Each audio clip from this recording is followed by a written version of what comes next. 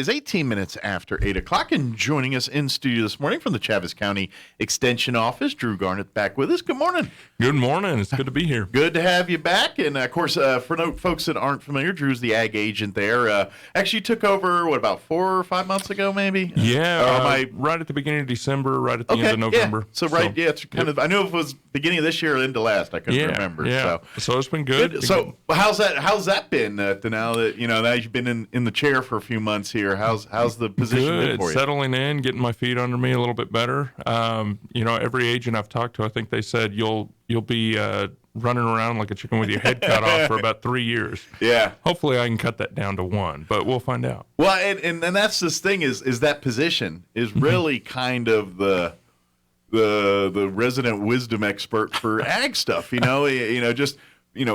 know from some of the people that have served in this position before, like Sandra Braza was a long time, and she's literally an encyclopedia of stuff like that. So by default, everyone after is almost kind of, hey, are these nuts good? I mean, you almost have to be on the fly, like, let's, you're kind of that person around town here to be that. And so people look to you to get answers when it comes to ag industry stuff. Very much so. And of course, when you follow people like Sandra Braza, you definitely have big shoes to fill. That's true. But it sounds like you do a pretty good job. I'm working on it.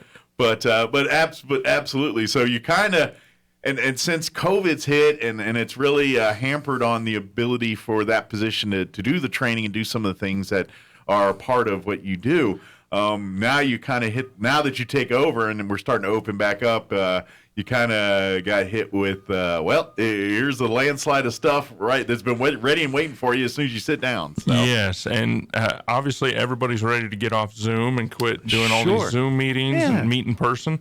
And we have a great opportunity available for them right now. Yes. Actually coming up. April 26th, coming up is the Southeast New Mexico Ranchers Workshop. Now, I can kind of sort of guess what it's about from that title, but I'm sure there's much more to it than just a bunch of ranchers getting together and hanging out. It is, which is always a good time anyway. Exactly. When we get Not saying together that's and a bad out. thing, but it's more than that. It is, and so we're offering a lot of great information to help our community, help our producers here in the Pecos Valley, and actually it's a joint combination of Roosevelt, Eddy, Lee, and Chaves County. So it's not just one county that's working on this project. Sure. Now, we are the lucky ones that get to host it this year. Well, and let's face it, we Chaves County is Roswell particularly is kind of a mecca for Southeast New Mexico in anything. Shopping, I mean, people come from, but especially in our surrounding rural counties, like you say, Grant, these other counties, which, let's face it, those are ag counties. Those are counties that they have low populations, not a lot of cities and towns, but they got a lot of agriculture. We have a ton of ag. So guess where they go when they need to get to town to get stuff? It's right here. So so that makes sense that this is really not just for Chaves County. It's for really Lee, Eddy, Hidalgo, all these surrounding areas. Yes, and and that's one of the great things about the Extension Service too, is a lot of times we have different programs throughout the state at any given time. Mm-hmm. So if I'm not offering particular CEUs at this given time, but you need your CEUs coming up, Otero has CEU for your pesticide applicators license going on the 19th, I believe. Okay. So that'll be in Alamogordo. So you can swing over there. So you can swing over there if you have time. Obviously, we're hoping to have CEUs here. And in fact, with this Ranchers Workshop, we're trying to cover as much ground as we can. Gotcha. So we're going to start off the program with Beef Quality Assurance, which is a program that is designed for cattle health for ranchers and to give them better information about vaccines and things like that. Gotcha.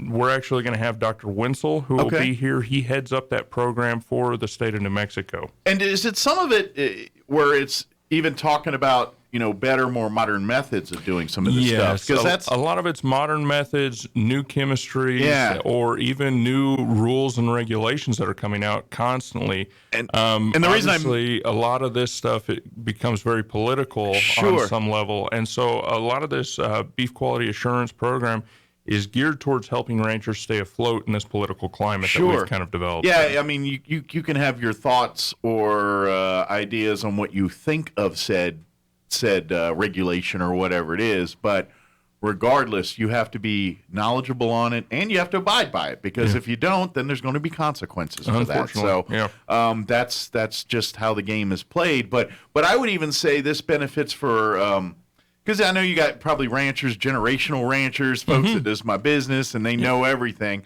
And so they might look at this as something, ain't nothing they're going to teach me at this. And I'm going to say, you know what? Yeah, in a sense, but I think in another way, they're going to show you that, you know what? In the last 30, 40 years, there's been a lot of advances in the science of agriculture here, and some of it's good stuff, and we can show that to you. And definitely, and I think ranchers and farmers here, and just our producers here in Chaves County are extremely knowledgeable. They're staying on top of the information that's out there, and all we're doing is we're trying to provide that information so it's readily available to them right here in Chaves County. Yeah, knowledge is power, as they say, and so you have as family, industry, ranchers, this is your life, this is your paycheck, this is everything. Oh yeah. You want to make sure you got all bases covered here. So even if you don't agree or necessarily want to abide by said regulations, you got to know them, you got to know. And you know what? That's the thing. You got a bunch of other ranchers. Maybe there's workarounds. Maybe there's ways to satisfy both. Well, there's ways to help, but I think one thing too is a lot of times people who aren't in the agricultural industry, they're hearing about technology or things for the first time. Sure. Whereas our farmers or our ranchers have been implementing those technologies We've been doing that for about 10 years, decades. Exactly. And so, a big one is cover crops for farming. So, but you drive up and down the valley, you're going to see winter wheat, or you're going to see alfalfa, or you're going to see all these cover crops throughout our fields on a regular basis. We've been utilizing these things for a while. You've been seeing them switch to more efficient forms of irrigation, things like that, on a regular basis. They've been doing this for years because that is their moneymaker. They are trying to protect that soil. They are trying to protect that resource because that is how they provide for their families. Who knows better than what that area needs than the person that's been working it their whole lives? Yes. You know? That's just what happens. and that's the same thing with our ranching community. And obviously, we're trying to provide this opportunity for them to get more information to help their production system. And so that's why we're having the beef quality assurance.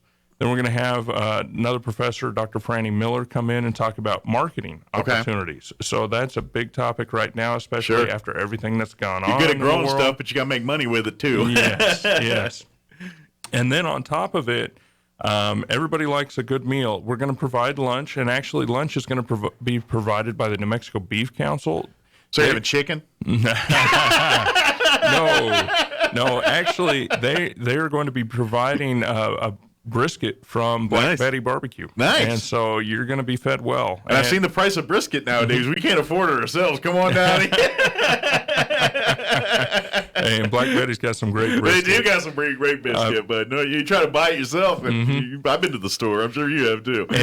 But this goes to show how much the New Mexico Beef Council actually believes in this BQA, Beef Quality Assurance Program, because they are going to be supporting this program by providing the lunch. Nice. And that's how much they believe in it. Yeah. Now, obviously, after a big brisket lunch, you're going to be a little bit slow and groggy. Not going to ready to do a 12-mile run or anything? No. So we definitely don't want anybody falling asleep after that. So we do have some live demonstrations on growth and reproductive technologies. So some walk around and get the circulation going. Yes, and keep you up off your feet. And get your hands into the dirt a little bit, maybe. A little bit. Yeah. And then after that, we have been seeing an increase in hair sheep here in Chaves County and a few of the other counties, which is meat, sheep for meat. Okay, that's not the wool sheep. That's That's eaten. And so these are sheep to eat, and so we're actually going to have some sheep and goat management lectures, and we're going to have Shad Cox. Shad Cox runs a ranch up near Corona, and it's the Corona Research Ranch. It's New Mexico State, where they implement all of the research they're doing on a real working production ranch. And so it's real world application. So he's going to be coming in and talking about that. Patrick Kircher, who is the county agent for Roosevelt, is also going to be talking on that topic. And then from there, because the biggest problem with doing sheep or goats is going to be your predators. Yeah. So right after that, we're going to be talking about wildlife mitigation. So we're going to have Dr. Sam Smallage, who is New Mexico State's foremost authority on wildlife. And he is going to be coming over here, and he's going to be talking about wildlife mitigation to help control predators, to protect your sheep. And that's a big area because obviously farmers and ranchers, this is a big problem for them. Yes. With the wildlife. However, there's certain rights that these ranchers and stuff have, and there's others they don't have when it comes to some of this stuff. Oh, definitely. And so you need to know the difference. You need to understand, and then you need to know the workaround. So if you've got, say, a wolf that's taking out livestock, how can you legally abate that problem without getting in trouble with the government and everybody? Definitely. And generally with the sheep and the goats around here, the biggest problems, and even with cattle, a lot of these cattle are calving right now, and the coyotes are thick, and they're attacking these calves as soon as they're born. And so it's controlling a lot of these issues that you can have, and finding out ways to work with the wildlife and to help kind of keep them off of your. So we're talking about meats and stuff. This is a gee whiz just question, and I don't know if this is more of a rancher thing, but the way the world is with food now and how we eat, and people are wanting to kind of expand their culture of food a little bit and try different things and new different things and eat different meats. I would definitely say is one of them. Are we seeing where we're ranchers and stuff? Obviously we're beef country and dairy country. It's Cow City up here, but is there more of a demand where people are wanting to eat goat, sheep, and meats that we look at as not the big three? There really are. So there used to be a big industry for meat, for sheep, and here in the U.S. And one of the things that I understand kind of nixed that was during World War II. Our boys in the Pacific were being fed so much mutton that when they came home, they told their wives, "Do not fix me any mutton." So nobody was buying mutton, so the mutton industry just went down. Gotcha. And so, but over the last few years, whether it's from immigration or whether it's from just that was the only meat left on the shelf, we might as well try it. And now, oh my gosh, this is delicious. People are getting more into that. Because it is. People are getting into it. There was a conference a while back in Texas, and a representative from HEB was saying they had trouble keeping any lamb on the shelf. And so it is an industry that is picking up, and so that you're seeing that represented here because our producers are. And I think people are also looking for beef alternatives too, and they're talking about less red meat and things. So I didn't know if things like buffalo were starting to rise up, because buffalo is beef without all the cholesterol problems and stuff, pretty much. You know what I mean? Well, in reality, when you look at, I've this may be going off on a different topic, but I feel like we have a portion control issue more than a red beef. I get you. I understand what you're saying. Because if you don't eat the whole cow, which is tempting. Trust me, as a guy that loves to eat. I get it, but you don't need a 30-ounce steak. Maybe go with a 10-ounce. Yeah. So in reality, when you look at the fat content of beef, you're going to find that the fat in beef is not all the negative fats that you actually see with a lot of other products. So, gotcha. And that may be a great topic for another time. Yeah, I was just curious about that, because what where supply and demand goes. Very much. And I know the public, when they stare, and I know buffalo is one of those options where people are saying, look, it's like, it tastes like beef and things, but it's leaner meat and there's lower cholesterol and stuff. It is. If that's a concern for people, I'm thinking, well, let's try that. I can't speak for buffalo meat as far as that goes. I've had it. It's delicious. Yeah. But, I still generally err towards beef on that. Well, and I'm a guy that loves to try new meats. Me too. So, like if you're like, here's an antelope burger, I'm like, game on. You know what I mean? Or here's some elk nachos, game on, I'm in. Or here's some rabbit stew, game on, I'm in. And definitely for those things, they're still ranched. Mm-hmm. So when you have elk nachos or an elk steak or a buffalo burger or whatever it was, that came from a ranch that they were actually raising those for a specific purpose. Yeah, I don't think they'd make much money if they had to go out and hunt elk. Well, that's actually illegal. Yeah. Well, I would, but it wouldn't be a good business model. You literally have to hire hundreds and thousands of people to go hunting. Just to meet the needs. Yeah, that's not which is one of the problems that we had with our wildlife back in the day. Yeah. Was because there were so many people going out and just hunting on a large scale to feed everybody on the East Coast, which is another great benefit, and one thing that we need to realize, we have our wildlife because of our ranchers too. Sure. So because our ranchers are so efficient and so great at producing beef, lamb, everything else that we eat, pigs, we do have the wildlife. And actually, because of their management practices out on the range, we have very sustainable ecosystems that these wildlife are coming back into. Yeah. For example, if you go north of town, you're going to see areas where there's dense bunches of mesquite or kind of encroaching on the landscape. You're not going to have your wildlife that predominantly show up there. The antelope, things like that, they don't like that. They want big, open, grassy plains. Well, and that's, and this is, now we're getting into another argument, but it's the same argument in some aspects. It's like when we talk about, BLM and these various other, land management federal entities that are around here, and we talk about, like, for instance, you look up in the Capitan, the mountains area up there, they have the wildfires and things, and we kind of did this to ourselves. And what I mean by that is they declare these places wilderness or wildlife areas, and they say we don't want man to touch it. Problem is, if man didn't get involved in there, now we're losing, like, say, owls. Owls can't hunt there no more because there's so much crap in there they can't see down to hunt, so now they're hanging out the Walmart looking for trash. You've got fires that are now starting because we're not going in and getting out undergrowth and doing the things. So now we're actually making the ecosystem worse by not coming in and doing some mitigation there. It's and it's not going in and clear cutting. It's just little simple things.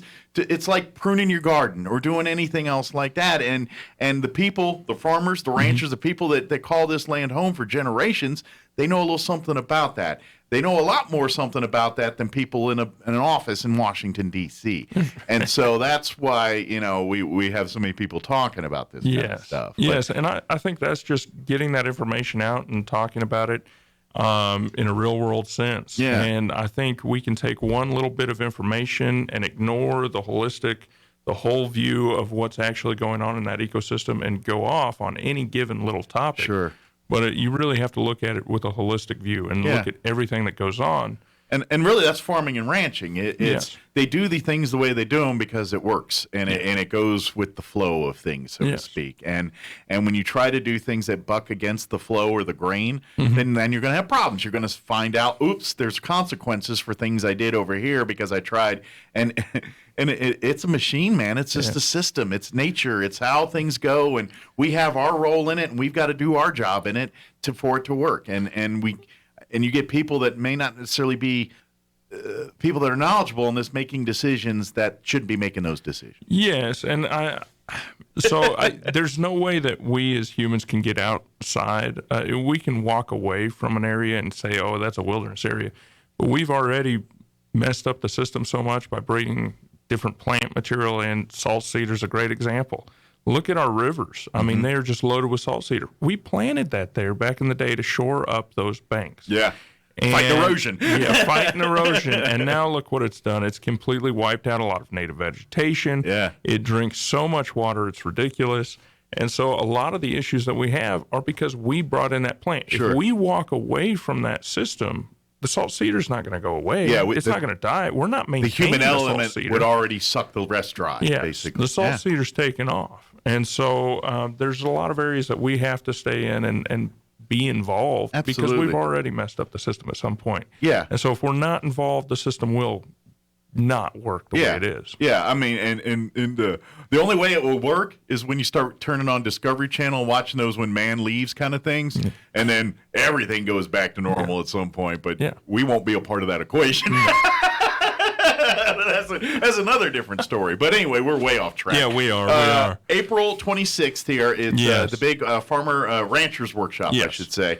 But I'm guessing there's probably farmers that can get just as much out of this as ranchers. So it's open. And a lot of the producers in our community, they're farmers and they're ranchers. Sure, they do both. They got stuff in the dirt and stuff in the fields out there grazing. So. And so we do offer a lot. We have BQA. You will be certified at the end of this. Or if you're already BQA certified, you'll get 2 CEU credits towards your continuing education on it, which you have to maintain so many every 3 years. Also, those last 2 talks, which we didn't even get into the fly control. We can get off in the weeds. Touch on a little bit here. Yeah, but we are doing fly control. We're going to have Brandon Smythe, who runs the NMSU Veterinary Entomology Research Lab. Okay. So horn flies, stable flies, he's going to come talk about that, which are a big pest. They'll actually keep cattle moving and keep them from feeding and drinking water. It's impressive how such a small animal can actually disturb such a large animal. But they're going to be talking about that. But if you need more information, call Chaves County Extension, call myself. Yeah. Or if you're wanting to sign up, go to our website, which is chaves-extension.nmsu.edu. Okay. And there's a link right there on our webpage to sign up for the Southeast Ranchers Workshop. Okay. Now, it is $25 to sign up. Okay. Well, that's pretty affordable. Yeah, it's very affordable. For the amount of training and certifications you get at the end of the day, $25 well spent. And, I mean, for brisket lunch and lunch. Yeah, you drop more than that on lunch. But that is pre-register. So sign up before April 22nd, and that is $25. It'll be $35 at the door. Okay. And that just helps us kind of cover the head count and everything that we're doing to set up. Help a man out by registering early. That way he... help yourself out. Yeah, you send $10, but you also you help with logistics and everything. We'd hate to... get a bunch of people sign up the day of and we run out of brisket. That would be a bad thing to happen. So. I know. You won't get a piece because you waited till late. That's the rule. You get half the brisket. That's right. Y'all got to split a piece. But good thing news, it's tender, pulls right apart. It'll be easy to fantastic. And of course, if you have any questions, even if you're just the backyard gardener and you got questions and things, reach out to Drew. He can help you on that stuff too. Yes, actually, I've been doing a lot of that. We've been going around. I was at a house the other day, and we were just looking at the irrigation system and helping them kind of better their irrigation and make sure that their lawn's going to be beautiful this year. Yeah, absolutely. And of course, if you have questions, issues with pecans and all that, and the weevils and quarantines and all that, he can sort all that out. Please, I'm excited to do it. If you want to show up and say, hey, these nuts good, he can do that for you. We'll eat a couple and we'll find out, right? This has got a little bit more protein than it should. It's got a weevil in it.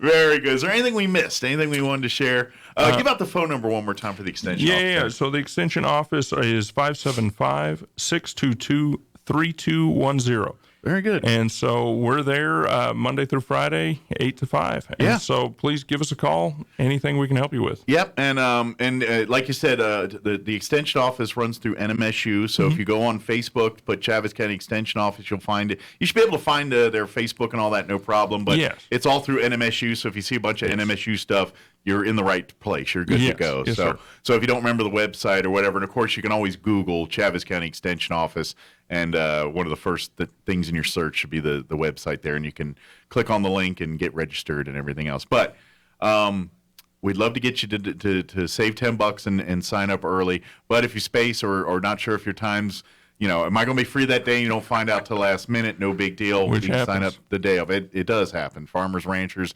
everybody's lives are busy, and you're like, if that's that day, then that's what happens. So. But and of course, if you have questions or anything, don't hesitate to reach out, or if you're looking for other certifications or resources for that stuff too. And then of course, while you're calling the extension office, you want to know more about 4-H or any of that stuff.